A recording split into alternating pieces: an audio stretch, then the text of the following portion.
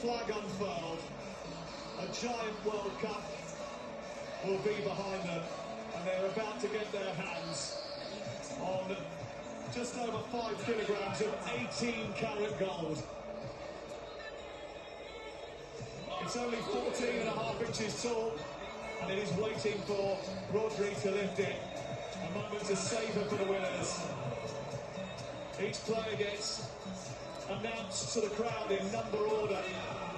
And I think one thing we learned just by watching this is the sheer depth that this squad has had over the course of this 5.5 weeks. Oh, we said that, didn't we? You look at the substitutes, that come off the bench for Spain. So whether it's Torres, Perrin, Mourinho, Mourinho had a massive part to play, didn't he? The goals in quarter-finals and semi-finals, and obviously the chance in that game itself. But the squad that Spain had backed them up, and listen, effectively, they are the best team in the tournament. They were the best team in the tournament, and that's why they're up there at this moment in time.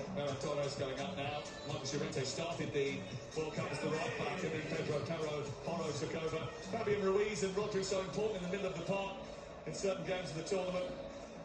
Absolutely, I think that that control that they have, whoever plays in that midfield area is key to everything. The back four's as good as anybody's we've seen of late, but the protection they get and the rhythm that they pass the ball out from the back, and everything is synced and together, and everything defensively, midfield, attacking wise, you might say down the middle they don't score an awful lot of goals, but when you've got that much control of the game, eventually you will win most of them you play.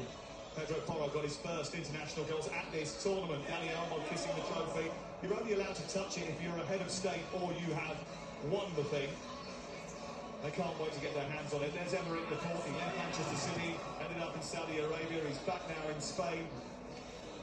And he was playing against the country of his birth in the semi-final, France, but he declared for Spain a few years ago and is now revelling that.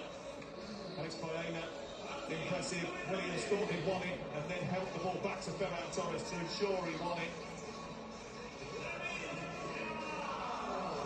And a boy who became very much a man at this tournament, Lamine Yamal, whose name adorns the back of many a Spanish jersey. He's only at the beginning of his football journey, but he's already a European champion and now a world champion.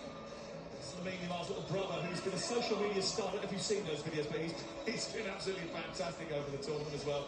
Kabasi and Unai Simon have already picked up their awards, and the champions now gearing up to lift the trophy for the first time in 16 years.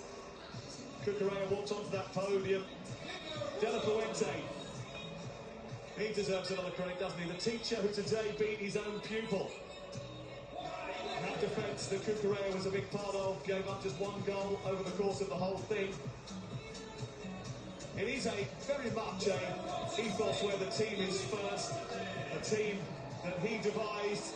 He was able to leave Pedri, Gavi, Williams, Marino, Raya on the bench so often.